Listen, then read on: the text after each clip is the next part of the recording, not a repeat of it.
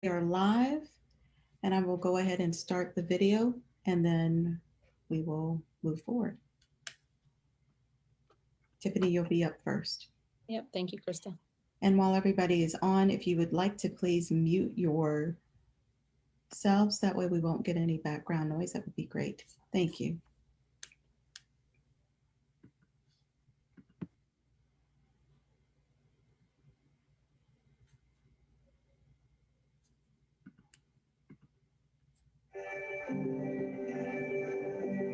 My name is Alice Marie Johnson, and I believe in second chances.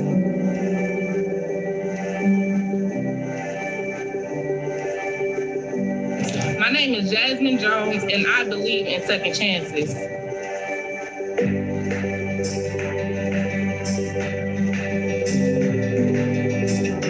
Hi, my name is Louis Centeno, and I believe in second chances.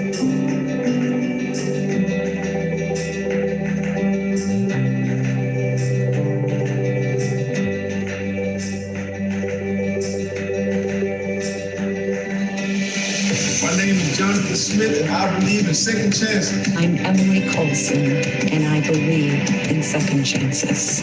We believe in second chances. I believe in second chances. I believe in second chances. I definitely believe in second chances. I believe in second chances. I believe in second chances. We believe in second chances. I believe in second chances. I believe in second chances. I believe in second chances. I believe in second chances. I believe in second chances. I believe in second chances, and I represent justice. I believe in second chances. I believe in second chances. I believe in second chances. We believe in second chances. What are you going to do to help somebody have a second chance?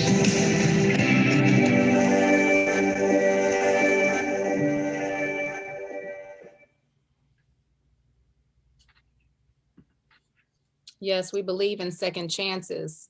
We would like to welcome you to Stepping into New Beginnings, a 3-part second chance series for returning citizens brought to you by the Stark County Alumni Chapter of Delta Sigma Theta Sorority Incorporated.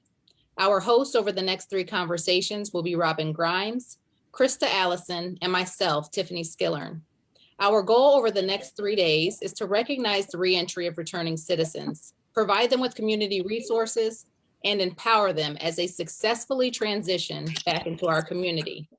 To start off the series, we will be talking to representatives from the Stark County Reentry Court. I'd like to pass this virtual conversation over to my co-host, Robin Grimes. Celebration of Earth Day from April 22nd through the 25th. For every 3-quarter made, the NBA will plant 3 trees with the Arbor Day Foundation. Fans can get involved on social media by using the hashtag. Robin, you're muted. Thank you.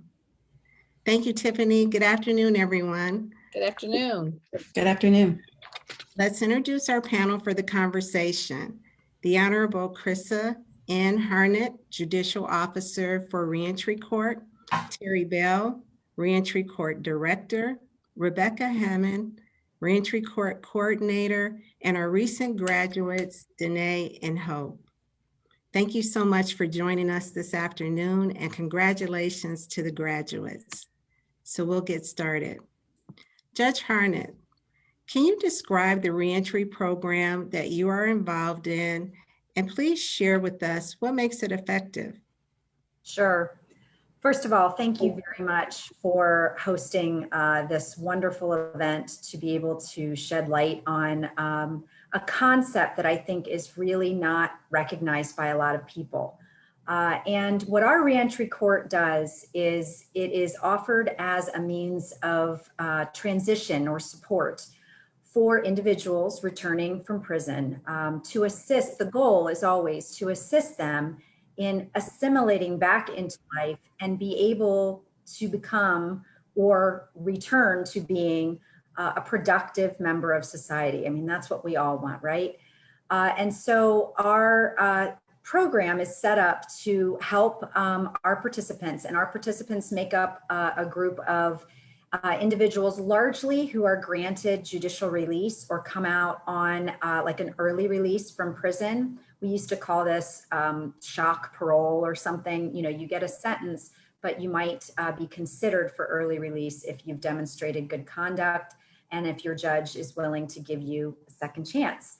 And that is what we do. So the bulk of our participants are out of prison, coming back on judicial release.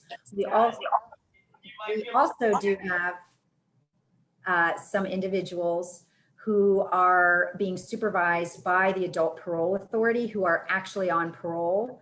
And so some of our participants are folks who are on parole, not under the supervision of still a common pleas court judge. So there are 5 judges. I'm one of 5. So a good chunk of the participants oftentimes are people that were in my court and I have sentenced and are, have decided to give this opportunity to participate in reentry. And my fellow judges do the same with many of the individuals on their own dockets. But what we do is it is meant as a transition. And we have, of course, our director who's on the webinar today, Terry Bell. We have our coordinator, Rebecca Heyman. We have reentry specialists who help with the screenings and the risk assessments and managing the weekly dockets. We have an employment specialist because that's a primary focus of our reentry program. But what we do is to provide resources. We assist by helping to provide resources to our participants in many aspects of their lives. Some of those aspects we take for granted, but again, we want to give them a higher likelihood of success and avoid that what can be a revolving door of prison. These aspects can be housing, they can involve mental health, they can involve substance abuse treatment. Of course, employment, which is probably definitely a main focus. It could be education. It could be something as simple as helping obtaining an identification card. They come out with like a prison ID and they haven't renewed their license or their ID. These little things that we sometimes take for granted are huge hurdles to individuals trying to go out there and put themselves back in the workforce. And if they don't have an ID, how do you go, to a job interview for that? So these kinds of things. It might be reunification with their children. It can be a myriad of things. And for each participant, it's a different group. It's a different sort of recipe. And we have to sort of figure out each individual and plug them into the programming that we think will be helpful. We do an assessment, we provide resources and programming. They come to court, which is now on a forum like this, but before COVID hit, it was actually coming to court either every 2 weeks or every 4 weeks, depending upon what phase of the program they're in. So there's accountability. They know they're going to be reviewed and understand what they've done in that last 2 or 4 weeks. And it is, yes, sometimes we have to come down on people, for not doing what they're supposed to, but the best parts of the program are when we get to congratulate people on, some of their accomplishments, and they might be big accomplishments. They might not be huge accomplishments, but they're big for them. And so what makes our program effective is our incredible staff. First and foremost, there is no way that we could have the success that we do with our program without such dedicated individuals and people who are good listeners and who, are able to know what resources to plug individuals into. They help me tremendously, and they work with these individuals much more regularly. I just see them every 2 or 4 weeks. But it's really the staff. And it's, I think, the fact that our staff and our programming is continually evolving and adapting to what each participant needs. I think that's what makes our Stark County program effectively. We are a certified specialized docket by the Ohio Supreme Court, which I think is important. It's not an easy thing to get that certification, but that does allow us some different benefits and helps our participants in the long run. And I just really think it's providing that whole holistic sort of approach of just helping them with the hurdles that are in front of them to try to gain success. Thank you, Your Honor, for your insight into the reentry court program. We've learned that reentry courts by design provide close supervision, links to social services, intensive case management, and just as important, a second chance for returning citizens. We know that also evidence-based practices play a key role in programming and corrections. Ms. Bell, can you please share some of the programs that have been used in the reentry court? For example, cognitive behavioral therapy, motivational interviewing, or other programs that you've used that's been impactful? Absolutely. First, I'd like to reiterate that reentry is a whole continuum of care. You know, it's not just the reentry staff and the participants and the presiding judge. We have to depend heavily on services under the court's umbrella, like our day reporting program that has the anger management, chemical dependency treatment, victim awareness, day jail, batterers intervention, and then also outside programs that have things like residential treatment and some outside drug and alcohol treatment, as well as mental health treatment. So we use evidence-based practices all across the board and within the whole continuum. And the most important one that we use is reportability.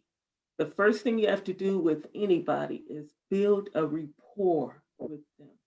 Let them get to know you, get to know them, become comfortable with one another so that they can accept the encouragement that you're trying to offer. The rapport is very, very important. And then also you have your motivational interviewing, where you're allowing the participant to have a role in making a decision for themselves. You kind of guiding them to make their own decision instead of telling them, go do this, go do that, and that's it. You know, let the participant be involved. And of course, we have our CBT, cognitive behavior therapy, and that's used most often in our drug and alcohol, anger management, and mental health treatments. And then we have the RNR, risk needs responsivity. And that's where we don't just throw a bunch of services at an individual. We determine what their risks are and make the risk match what they need.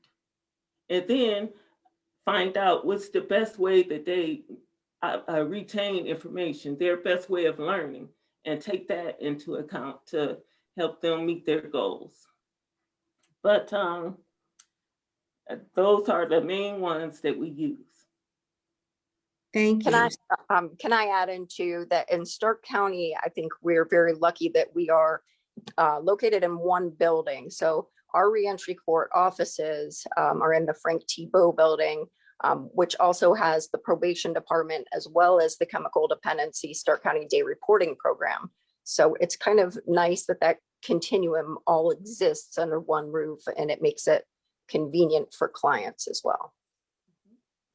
Thank you for sharing that. And you listed a number of programs. I'm just going to go back and recap, which was motivational interviewing, RNR, which is the risk needs and responsivity program as well, and CBT.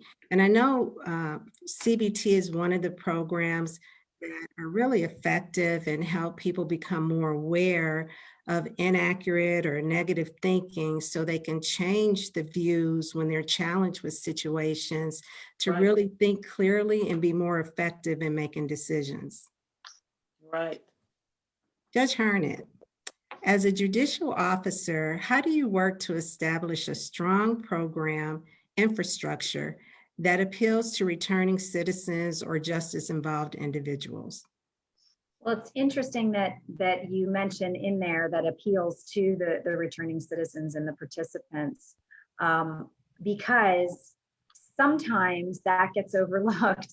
Sometimes, there are some things that they're required to do, and, they don't want to do all of the things that we're asking them to do.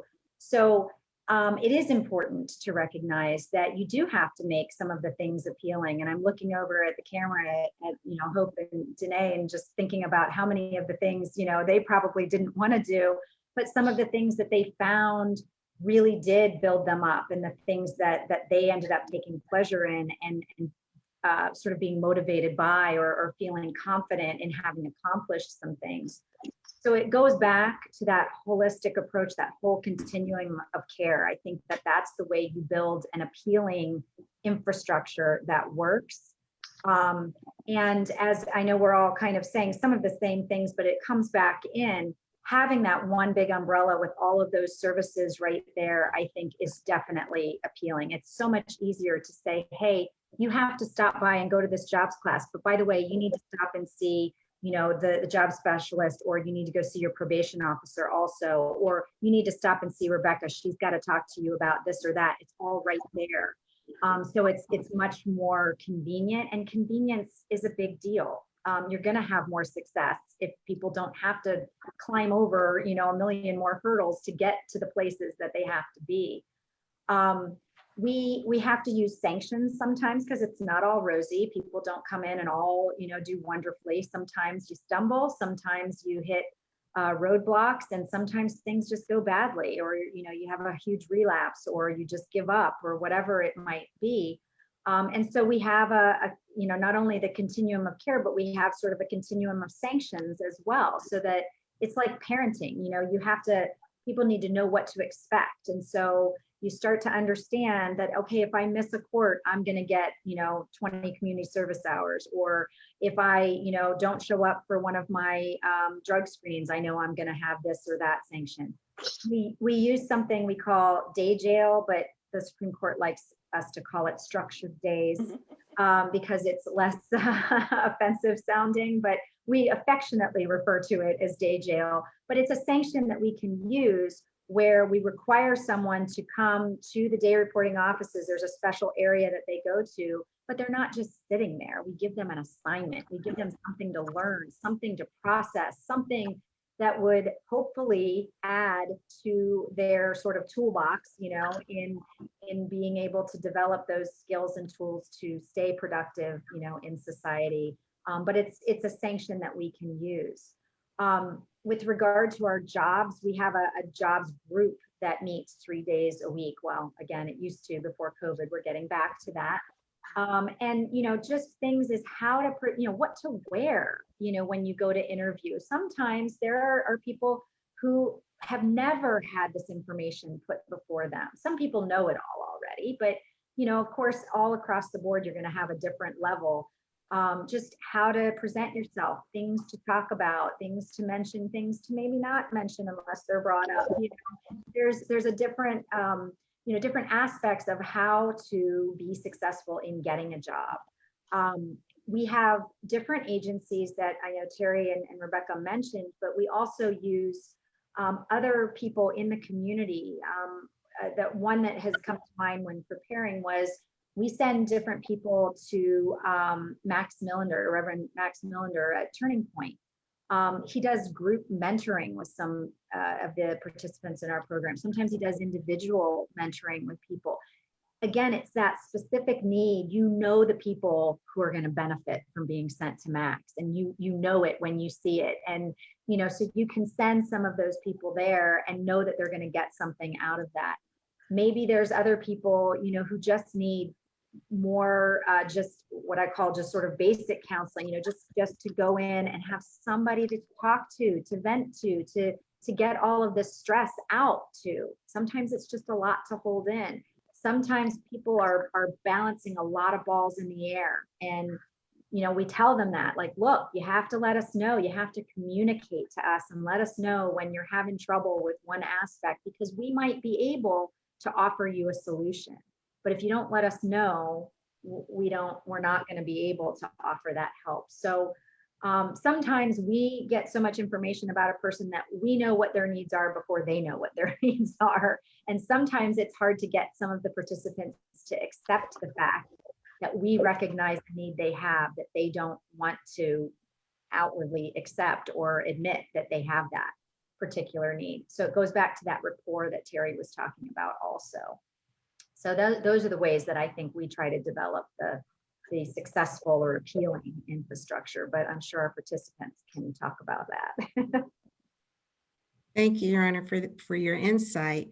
A strong infrastructure like the one that you've established at your court and your reentry program provides a holistic approach, as you said, as well as continuum of care and incentives. And those can really be used to engage and motivate some of the participants in your program. So Judge, I'd like to direct this question to you, as well as Ms. Bell and Ms. Heyman, and ask, trust is a key component in any relationship. How do you build the trust and inclusiveness in the reentry court? Oh, that's a toughie. But like anything else, you just have to sort of, again, know who you're talking to, and you build trust differently with different individuals. I think that, again, I mentioned parenting. Consistency is an important aspect of it. Parameters, knowing what those parameters are, and just kind of, when a participant comes in, like anything else, you're going to be trying to figure out where the boundaries are. And some of the participants are going to push those boundaries more than others, willingly or otherwise, and so I think it's important to sort of establish that early on with each individual. But also, and just as importantly, I think providing encouragement is huge. Recognizing and applauding those little baby steps sometimes, because I just, sometimes there are participants who are on their own. Some participants are living with families, some are just literally on their own. And if you're on your own, you might reach a milestone and there's nobody to come home and shout it out to. There's nobody to say, "Atta girl, that's a way to go," and so sometimes we can be that, way to go, good for you. And those little things help establish the trust. If they know that you're recognizing that was a big deal for them, but you get it, they're going to be more likely to communicate to you when they're struggling about something. Because sometimes that's a hard thing for individuals to do. So part of what we want to do is to instill confidence. And I think our two participants who are with us today are really shining examples of people who we really needed to help instill some confidence in. And the regular court appearances, I think, provides accountability, which is important in the trust as well, because it goes both ways. They need to trust us, but we need to be able to trust that they're going to communicate well with us and do those things. And in the job front, we always tell everyone that they are ambassadors for the program. We have a lot of area employers. Some are just, it just depends individually, but we do have a lot of area employers who are willing regularly to take a chance on participants in our program. And so we tell all of our people going to these jobs, listen, this isn't just you at stake. This is everybody who could come after you. So if you mess this up, it's not going to be just messed up for you. You're going to maybe, put a kink in the road there for people who come after you. And so that gives them more responsibility with it. It's not just what they're doing. And so it kind of goes both ways. I think that when you do those things and you get participants to communicate to you and to open up, which I think is really difficult at first, coming especially from a prison setting, you don't want to open up about everything. I mean, you close yourself in, I would imagine that, you go to prison, that's what you do. You just kind of put your nose down, do what you have to do to get out. And getting them to open back up and understand that we're here for you. We want to help. Yes, we're going to have responsibility for you, but we're going to be here for you when you fall, and we're going to help pick you up, and we're going to help you go forward. I think getting them to open up is a big part of establishing that trust and just developing maturity in the program, especially for our younger folks, obviously. But, some of them just really haven't been out on their own, or, haven't had a lot of time out on their own. And I think that developing the maturity as they go along you know, is a big thing. And it's really fulfilling, I can say, for those of us on this end of the programming, you know, when you see someone, you know, like Hope or like Danae, just be able to have like grown into this adult out there, you know, with all these responsibilities that they just weren't able to manage earlier. And they're just really great successes. That's the most heartwarming thing. Ms. Bell or Ms. Heyman, did you want to add anything? For me, it just goes right back to that rapport that you develop from the start. You know, that relationship that you build with the people from the start. And Rebecca is very good at that. Yes. With me, if they come in there cussing, I'm done. I can't take it. But Rebecca and our other staff, I just say, y'all got to come help. I'm out of here. We all have our breaking points and our little things. And for me, it's back in court when they're disrespectful and they talk over me or whatnot. I'm like, I was listening. You need to listen to me. But no, we all blend together and we all have our strengths. And I'm just very fortunate to have, you know, especially Terry and Rebecca, just because they get it. They get it and they help me get it, quite frankly. And so they do a great job, and the trust is definitely starts with them. On my end, I will say back to what Terry mentioned about rapport. I feel that respect is earned along the way, and I have to show them that I'm going to be consistent and follow through with what I tell them. And as they see that happen, I think that the trust, it grows, you know, and it's a mutual kind of thing. The other thing that I think that really, I think ups the buy-in for clients is to have the judicial contact that isn't what they're used to. So when you're sentenced prior to going to prison, it's a very different venue than when you are in front of a judge who is listening to you, giving you feedback, remembers your situation and who you are. And I can't tell you the amount of times that people are like, well, what do you think the judge is going to say about this? Or do you remember Judge Hartnett said, and they'll quote something that was brought up at court. So I think that shows that it is about the team approach and just really listening to people and meeting them where they're at. Yeah, and then one thing I like to mention is the way that Judge Hartnett does it. When a person messes up and they come to court, she just doesn't get on them for doing that one thing wrong. She'll say, okay, you did this. You got that positive screen, but also look at what you're doing well. Don't just concentrate on that, fix that, you know, keeping it real. Yes. That helps a lot as well. That builds trust. You keep it real. And it's funny, sometimes people get the hard things done right, and it's silly little things that they mess up on. And I try to tell them that, like, you're doing the hard part. Like, come on, this is the easy stuff, you know? So but thank you, ladies. I appreciate the passion and compassion that the team members display when having the participants come before you. I think that's really important. And I want to share a quote with you from Ralph Emerson. He's an American poet, and he wrote, "Self-trust is the essence of heroism." What does that mean? It means you have to trust yourself to be a hero.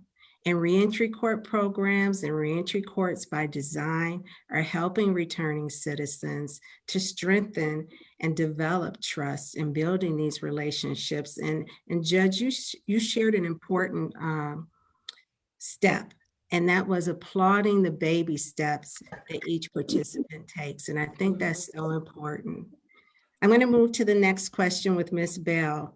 How does the needs of women returning to the community differ from male clients?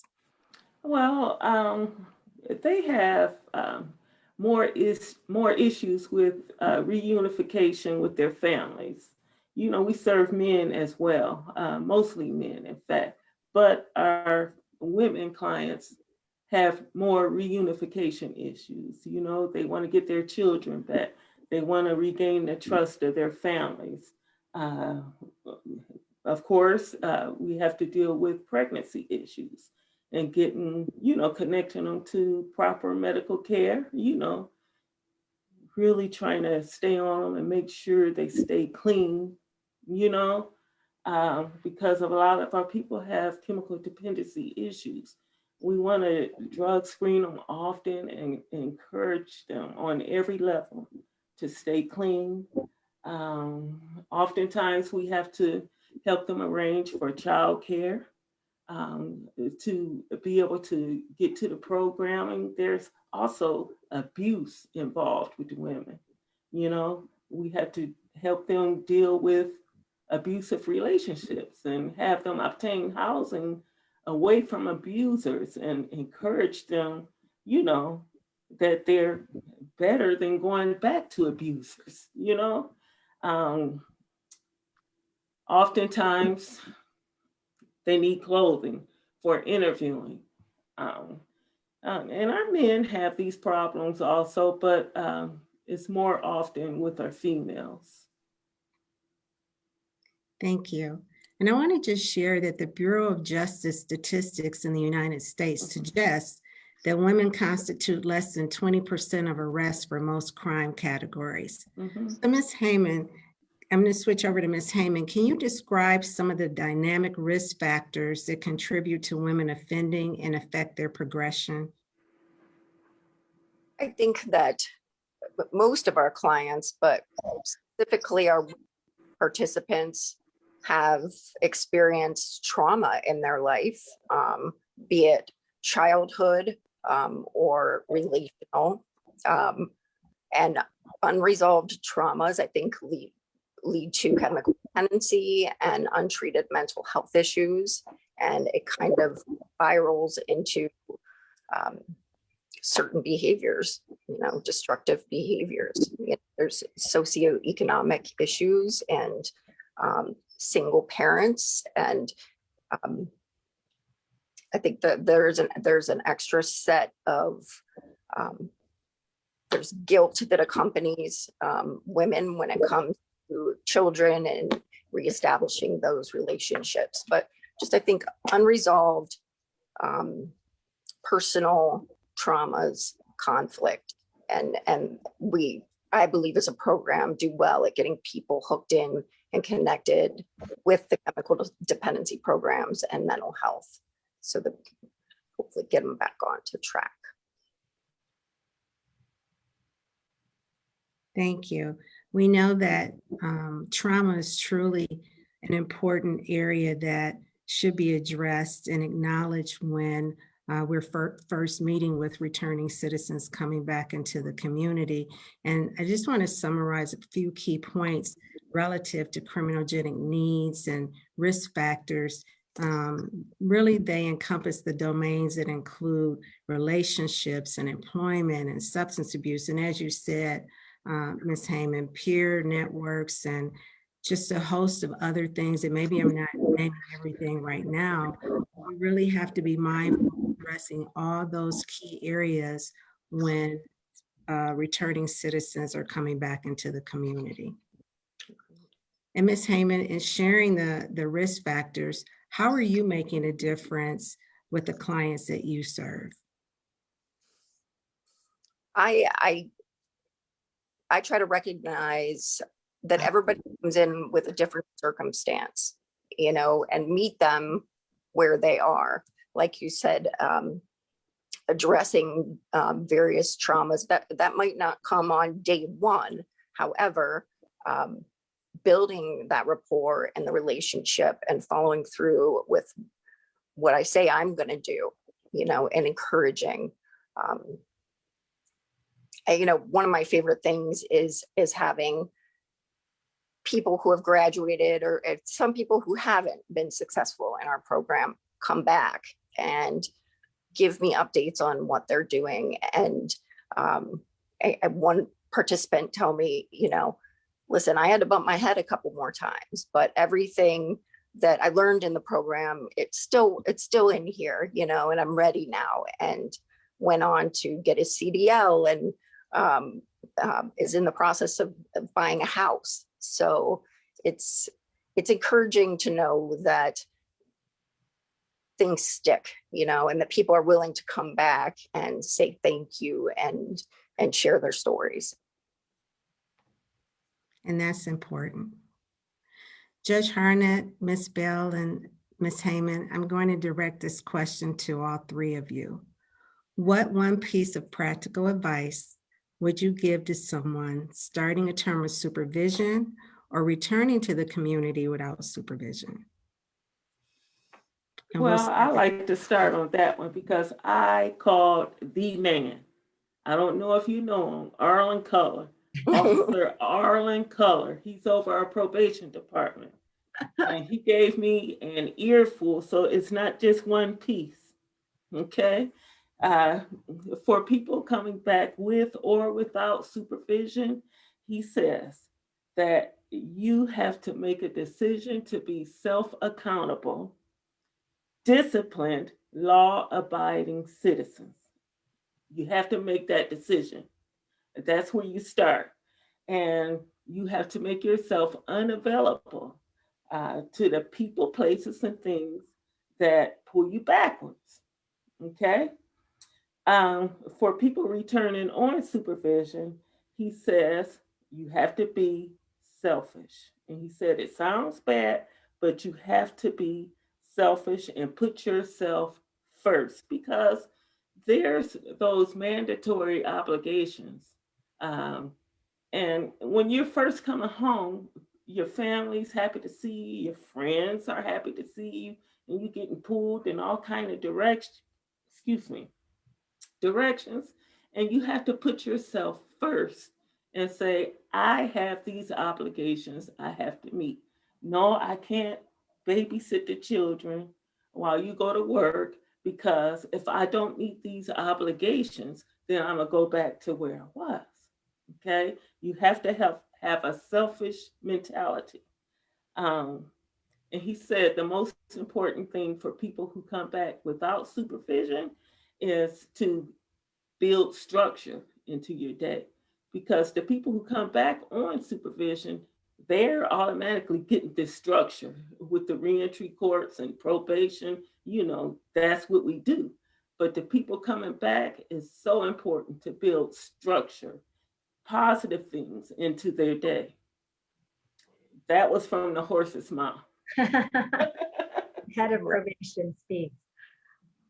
I just want to say, as an aside, when Rebecca brought up people coming back, if somebody didn't successfully complete the program, it is not for these ladies' lack of trying, let me just say, because they put everything into what they do with each of the participants.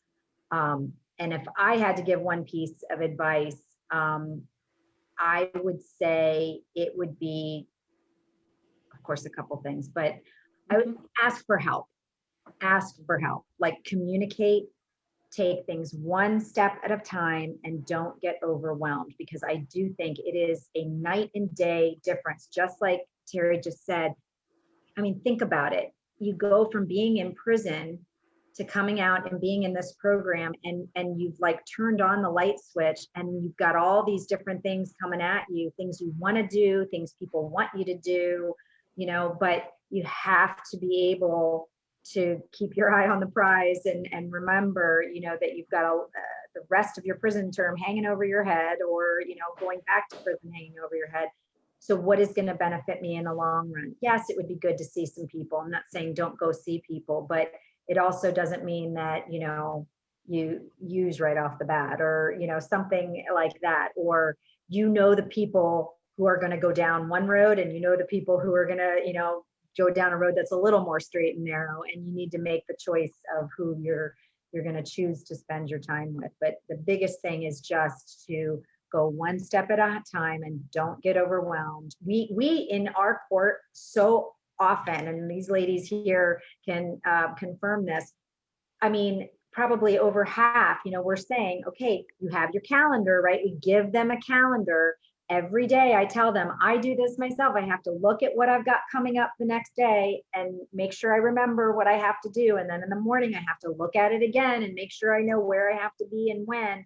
And that's something that our participants sometimes struggle with, because they're kind of used to doing things when they want and how they want. And, we have a schedule.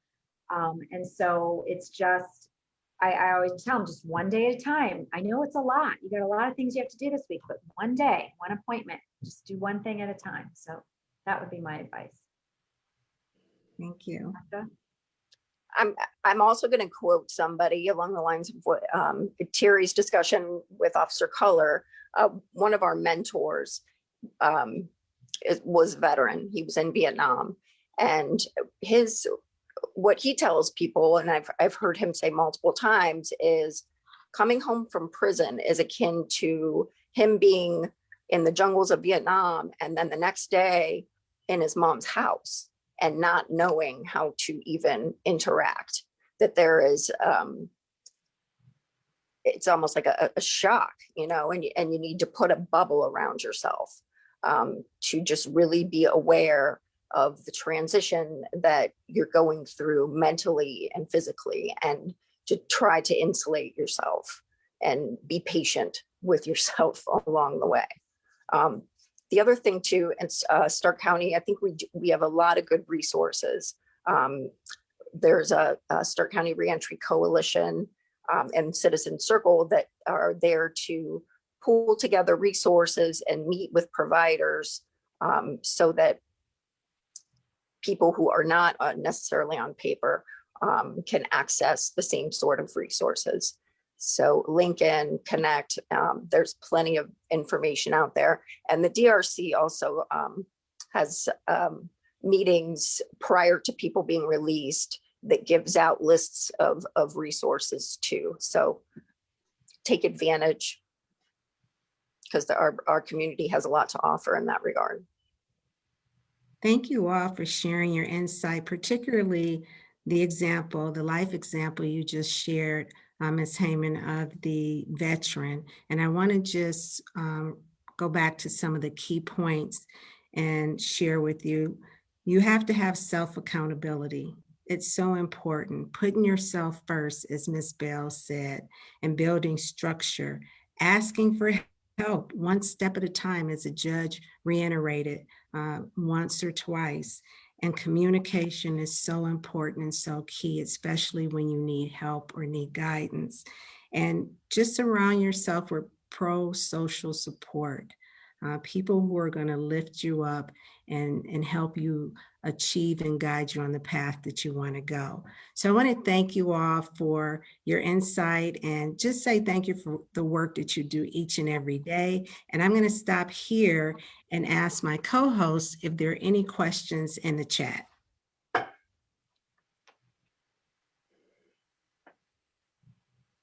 I do see a question here. This is for Ms. Bell. It says, does the program establish rapport with employers? This may help when individuals apply with employers if the employers know that they are part of a structured program. How can an employer partner with you?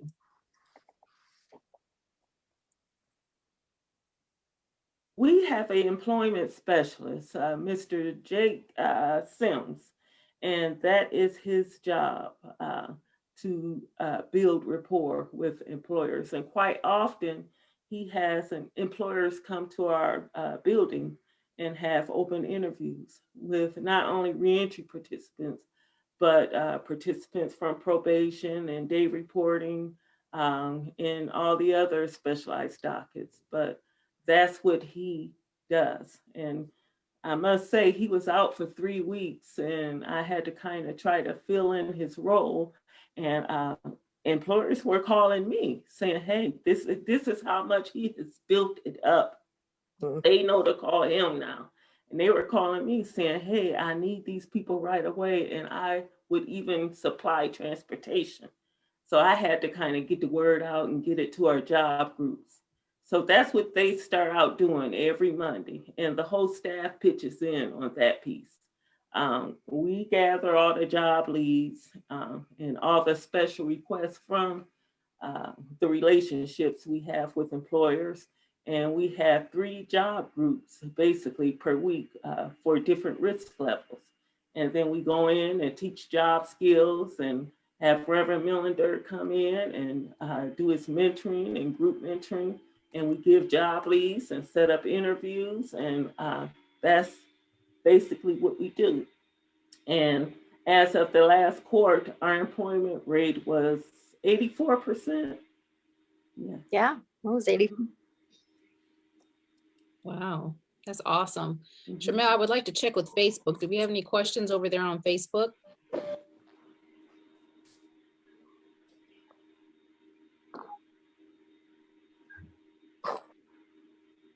Okay, I do see one. It says, are these services offered to all that are re-entering?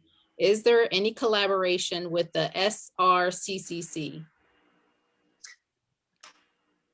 I can answer partially on that one. We receive a lot of people who are exiting SRCCC. So they have completed that program.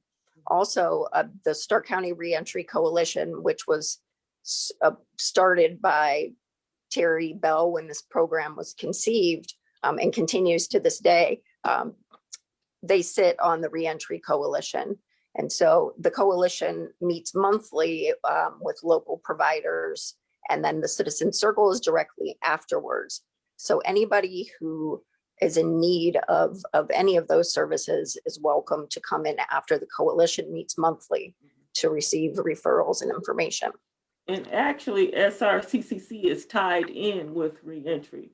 And from the beginning, it was agreed that while a person was in reentry, if they had to go to SRCCC, that amount of time counts towards their reentry court time. It's not on top of it. And then for anyone getting out of SRCCC or coming out of SRCCC to reentry, we get a report from SRCCC, Mr. Tolles, that shows what they were able to accomplish while they were there, so we wouldn't duplicate services. And for anyone who doesn't know, SRCCC is Stark Regional Community Corrections Center. It's like our halfway house in Stark County. Okay, thank you for that information. What training do PO officers obtain to assist in helping individuals that are reentering to be successful? So they're asking about the parole officers, and do they have any kind of specialized training to help with this reentry process? Well, they attend all kind of trainings before they're even out in the field.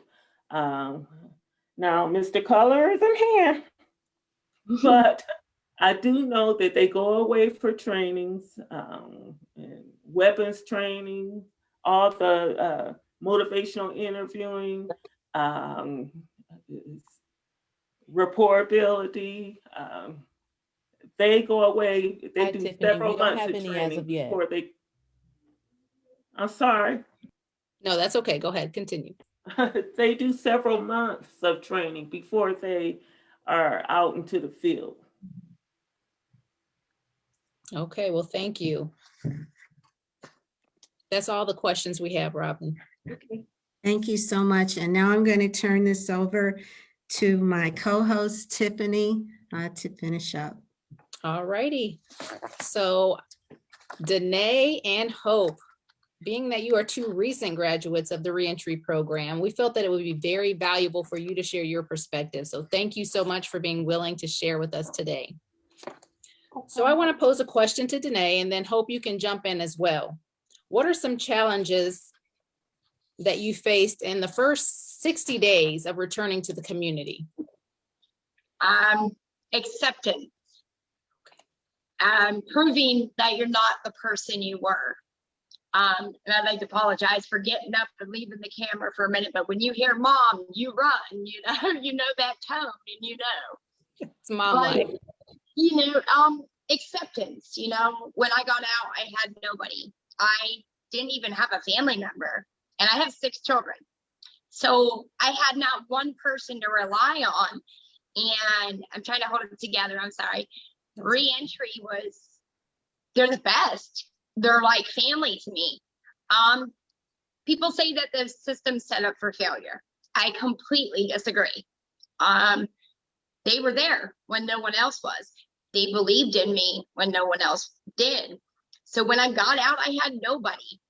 And Rebecca was there to give me clothes, to get me to interviews. If it was to be perhaps a bus ticket. When I got out, I had a warrant the day I got out. And I just got out of prison. I just got out of SRCCC. What are you talking about? And they're like, you have a warrant you have to get. I rode a bus for the first time, in 38 years. And I pulled it too soon. And so I walked 2 miles almost in my high heels. When I got to court, my heel was broke. And I'm like looking at the judge like, I just got out yesterday, But they were there. They didn't, they didn't say, okay, this is what's going to happen because I tried. And as long as you're trying, that's all they care about. But you have to give it your all. You have to make sure it's what you want, because if it's not what you want, then you won't succeed. So I call it calling it. I'm going to get it. It's mine. I grab it out of the air, put it in my pocket. And that's just how the reentry program was for me. I called it. I had a couple setbacks with domestic violence and things like that with my exes, but no matter what, they were always there. And Judge Hartnett is amazing. She's like, you don't see in yourself what we see in you. And that was big for me. That was really big because she believed in me when nobody else did, as well as reentry. So acceptance is the big thing. I've heard that before. Thank you so much for sharing. Yes, wonderful, wonderful job. Danae, I would like you to follow up with that same question.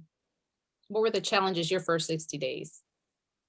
Finding a job. When you come out and you have as a mind an F2, nobody would hire you. No one. I mean, you could say, I've changed.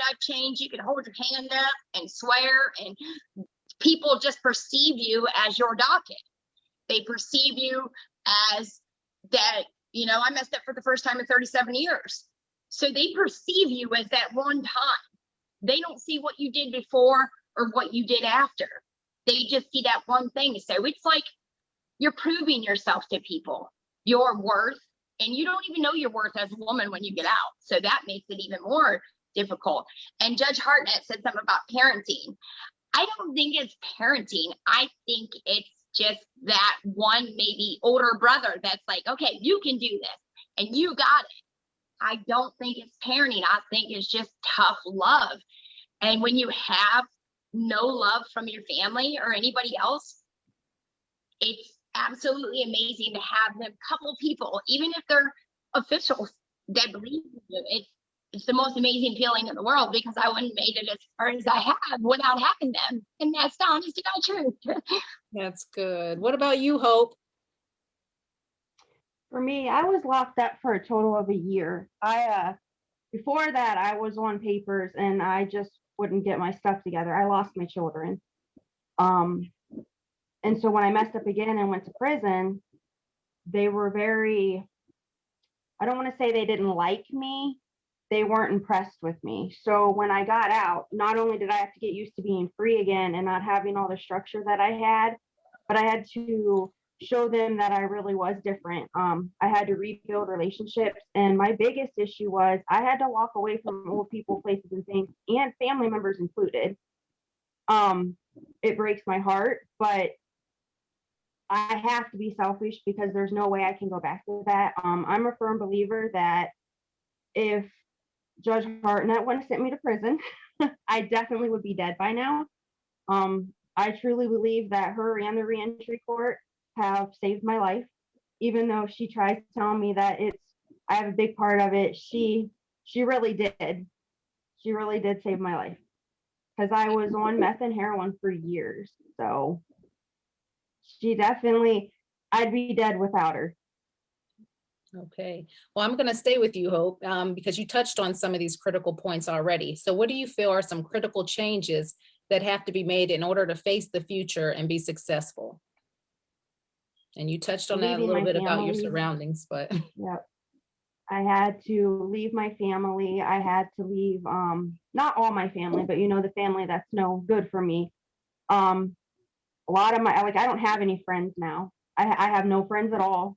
So I have my PO officer in my reentry court because not that I don't love the friends I had, I just can't go back that way. And then I got rid of my social media. I don't have that no more.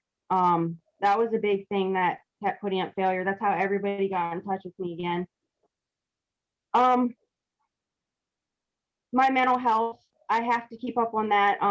Fortunately for me, Mr. Cessna, which is my PO, is an awesome PO. He definitely keeps up on me with that. And again, him, Rebecca, and Judge Hart, and they're all there for me. I know that if I picked up the phone and needed them, they'd be there. So that's a big motivation. okay, excellent answer. What about you? I call it changing your nouns. You got to change your persons, places, and things. Okay. I mean, if you do not change those, you will be back in the pattern. And as well as hope, I have my family members are in addictive use, and it's hard that you can't spend the holidays with these people. But you realize that the outcome and the more people you get from jeopardizing one family member, you could gain 20 people. From 2 family members, you could get 30 believers.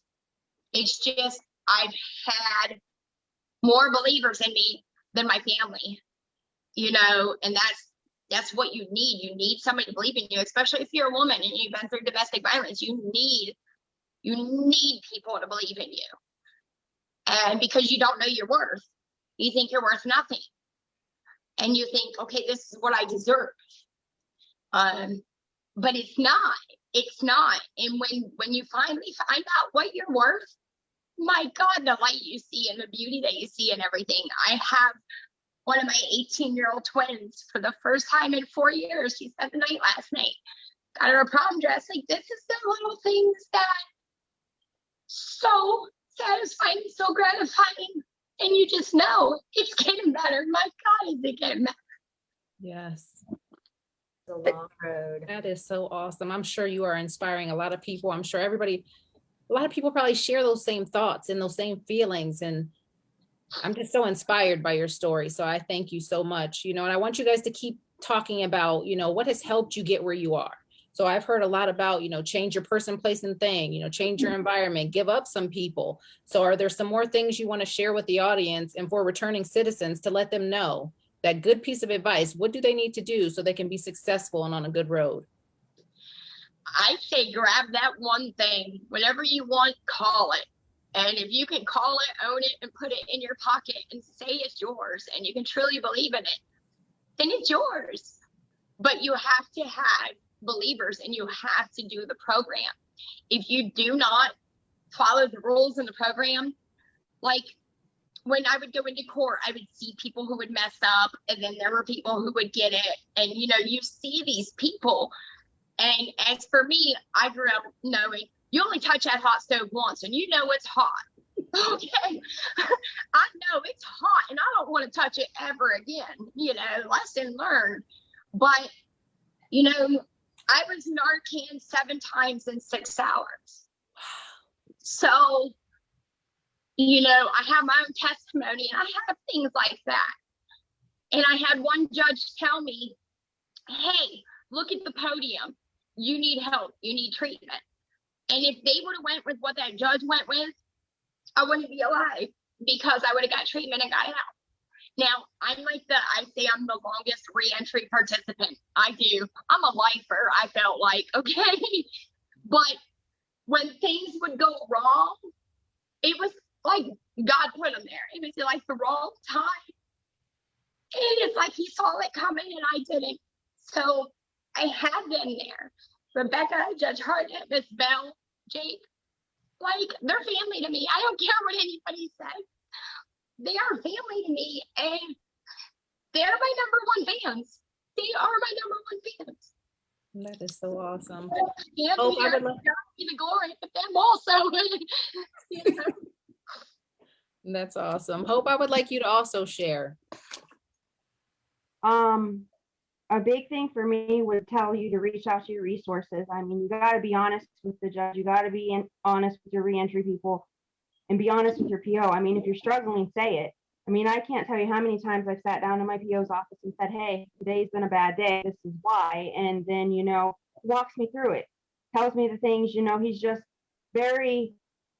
I'm very appreciative of him. And there's nothing that I could do to repay Rebecca, Jake, Hartnett, or Cessna for what they've done for me. There's nothing.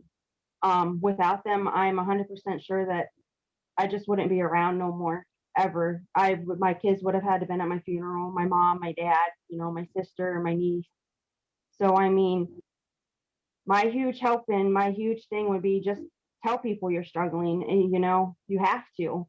And getting rid of your old people, places, and things, no matter how hard it is. Like, I have family members that I know when there's family gatherings, I won't go to the gatherings because I know I can't be around those family members.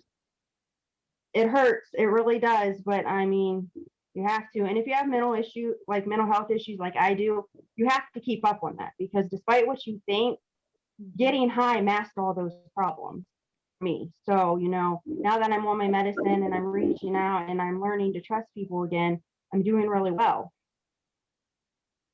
It's like you have to, if I could jump in, it's just like you have to help yourself in order to be a better productive person. Like, you have to take care of you first. I sometimes in court will say, it's like, if you've ever flown and they say, make sure you put your oxygen mask on first before you help somebody else, because you're not going to be any help to them if you can't breathe, So with mental health especially, those are the things that you have to take care of first and foremost, and then everything else kind of comes after it. And to you two ladies, I just have to say, I'm just so impressed with both of you. And you had different tracks for sure, but you have a lot of things in common. And, thank you for saying the things that you did about all of us. But there is no magic formula for us when we're sentencing. We don't know who really needs to go down and take a look around at prison and come back out versus those who would thrive, on another round of supervision, or, who to take the chance on for judicial release. And, I hate to say that some of it, is just luck of the draw as to, who your judge is and, how you seem to do. But I can tell you that neither of you skated right through reentry and, had no slip ups. I agree with you, Danae, you were there a little bit longer, but that the you learn from when you fall down too. When something happens and you are able to pick yourself back up, that's how you become stronger, not when it's just fixed for you. And you both had to do that on your own and in different ways and different hurdles. But you were both able to do it, successfully. And I'm just so proud of both of you. If I haven't said it, I need you to know how proud of you both I am. Thank you. I think it's so important. If I could. Yes, go ahead. We have like the Coleman Center and places like that set up for people who have used. Now, me, I didn't use very long, but the problem would have been if I would have had to go to them places, I'm going to run into them old people and the old habits and things like that. So I remember telling Rebecca specifically, I was like, I won't do it. I will not do it because I'm going to run into them old people and it's going to be all bad.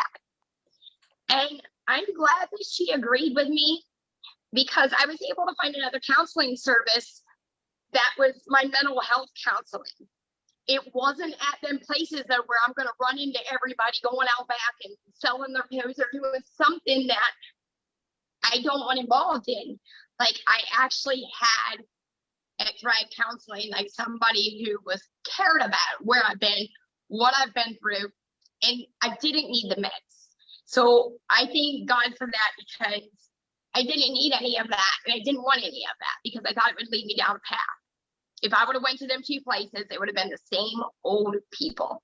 Danae, I remember Danae saying, Rebecca, I walked in, I looked at the waiting room, I saw the faces that I saw, and I had to walk out. There was no way, and that's one thing, because you mentioned the story about the warrant, her first weekend And when Danae was able to tell me that story and had me cracking up as she's cracking up, this girl is tough. She is small and mighty, and she's tenacious, you know, and I kind of felt like that spark was in there, you know, and I knew that you would get there. I think we all did. So.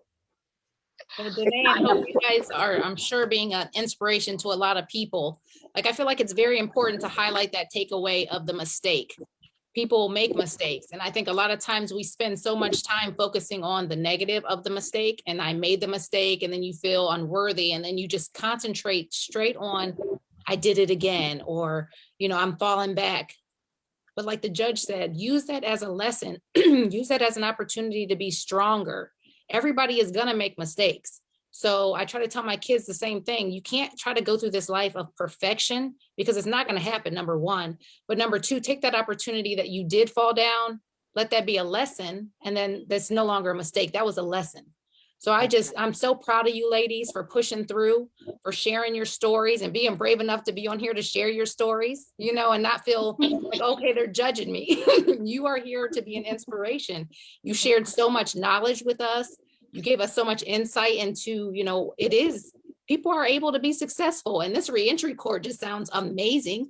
You guys really sound like a family over there. And that's really sometimes what people need, that connection. So I applaud you guys too, because you don't hear that all the time, excuse me, about people really being sincere about what they do. It's not just a job for you guys, and we can tell that. So bravo to you. Sure. I just want to say, like, with women and the things that we go through, like, if it's domestic violence, we change for one person, and then we change for the next man, and then the next. And we change so much over the years that we change for everybody, and we don't even know who we are anymore. And we lose ourselves. And it took this experience for me to find myself. And it took reentry to show me my worth. So. Well, I'm sure we have a question in the audience. I'm going to make sure we check these questions. Anybody, let's check the chat, see if we have any questions for these ladies. I do see one right here that says, how is mental health trauma addressed, and how is the cost covered? That's a good question. And this can be, you know, for the admin staff at the reentry court, or, you know, whoever can answer that. How is mental health trauma addressed, and how is the cost covered? I can say the cost covered part. Okay. I can say the moment you get out and you have everybody from reentry, they're there with the paperwork to get you involved with Job and Family Services and get you set up with the tools you need. It's just about how you apply them. If you're willing to do it, then the tools are there. So in my regards to that, yeah, everything was set up to everything I needed. I just had to apply it. I was handed the stuff. I was just, you got to use it. Does anyone else want to touch base on that? And at the same time, I'm going to ask Shamel to check Facebook for questions, but does anyone else want to add to that? I will say real quick, there is a good local provider, and this is one of the things that we give out from day one. It's called Life Care. They provide medical, dental, vision, behavioral health, but they also have specialists on hand that keep people connected with Medicaid right away. So somebody could go in there, and it's, you know, they'll sit down and they'll set you up with a plan.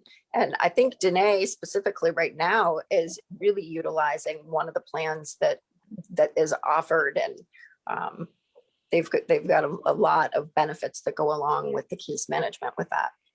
A care team. Yeah, care team. Yeah. I don't even have to call them. They call me. Set them up. That's wow. That's big. Any other questions there?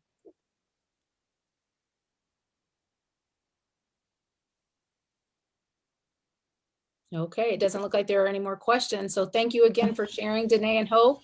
Congratulations again on the graduation.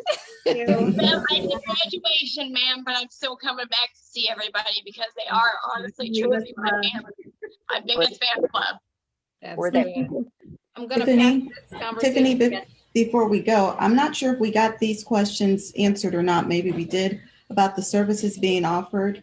Are they for all returning, and is there a collaboration with SRCCC?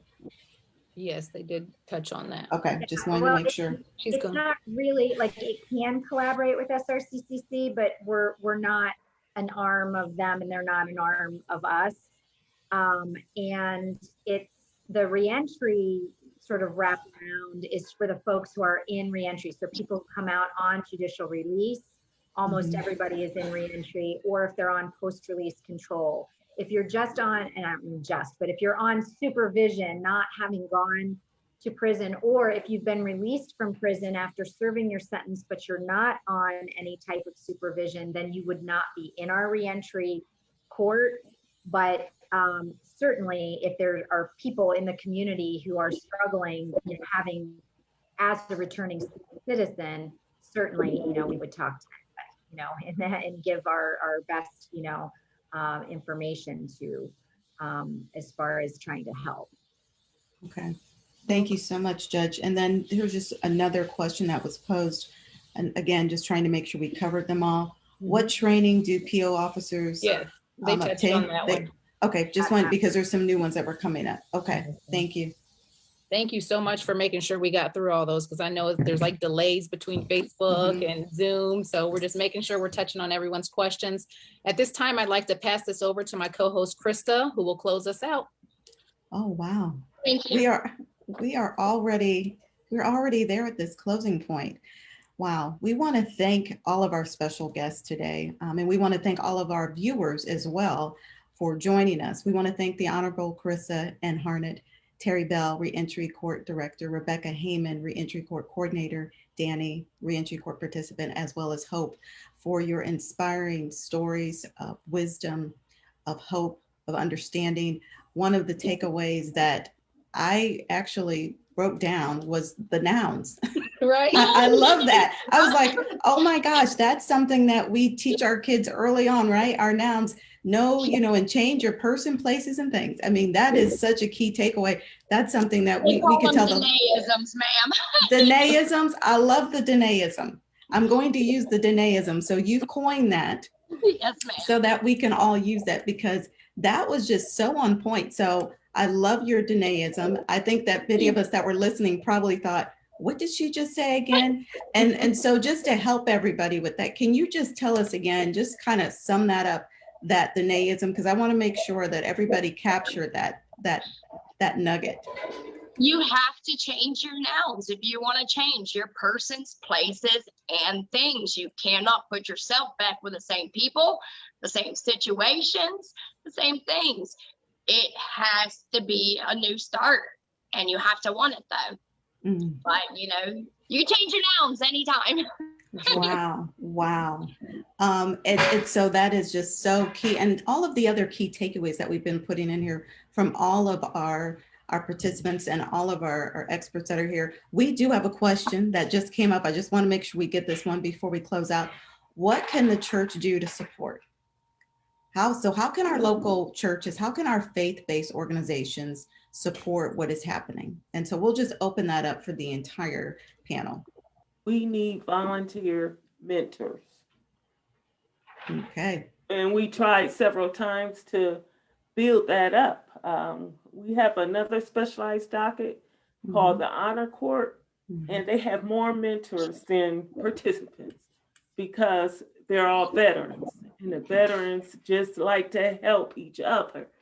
And they are just bombarded with veteran mentors. But we, on the other hand, have always had a hard time getting volunteer mentors. People want to come forward, but they want to be paid. You're looking for volunteers, not paid, non-paid volunteers. Okay. We have Faith Friends Family over off of 62 in Canton, and they help you in prison. They come to the prisons and they go to SRCCC. It's a great church. I don't know if they want money involved or things like that. And I know the church where I'm established, they're amazing. They're non-denominational. They don't care what you've been through. They just care that you care enough for God and that you're there, and they support you. I've been going to this church for over a month now, and he brought me flowers. Maybe that's one way you can come back and help us, Hope. Help us build up those mentors. Right. Okay. Okay, so Terry, you just put, you just did that question live. So there we go. Okay. I want to mention too, there are various church members that participate on the Reentry Coalition. Like St. Mike's has a social justice committee that provides information about the food bank. They donate hygiene products for our participants and for the coalition member different agencies too. So churches could always reach out and attend the coalition and or get information that way. Thank you so much. I think, Judge, you had a comment too? That was it. I was just going to say to join the coalition. The bigger that is, the better everything is. Okay, so we want to make sure that from that question, we do have some faith-based institutions that are already part of it, but it also is about joining the coalition, volunteering, non-paid. I got that. Volunteering, helping with mentoring. So those are some aspects in terms of getting involved. I think all of the folks that are listening here, whether they're on Facebook or they're here with us on Zoom, they're looking for those entry points. So thank you all for sharing those entry points as well. And, you know, this afternoon went so fast. It's hard to believe that we covered all of that quickly. we just want to make sure we put up some information for all of you about what's coming up next, because this is also important. We have coming up next another day. We have 2 more days. And so we want to make sure we share that information with you. And on behalf of the Stark County Alumni Chapter of Delta Sigma Theta, we just want to thank you for joining us for day one of Stepping into New Beginnings, a 3-part second chance series. And what we're going to be dropping in the chat right now, and we will also be sharing this through Facebook Live, is a quick survey. And we would just like to ask all of our participants as well as our viewers to please take a few moments to complete our series survey. You would just be checking for today. Each day we will have that survey out. And at the conclusion of our 3rd day, we will email you the community resources that focus on addressing the risks and needs of returning citizens. And so on behalf of our chapter, my co-host here tonight, we want to thank you for joining us. And we're going to see you all, we hope to see you all on Tuesday, April 27th, which is day 2. We're going to be focusing on community resources at that day. So community resources, day 2, 4:00 p.m., same time. Thank you so much, everyone, and have a wonderful evening. Thank you. Thank you. For having us. Great to see you, ladies. Thank you. Bye, Judge Hornet. Bye. Bye, Hope. Great job. Bye-bye.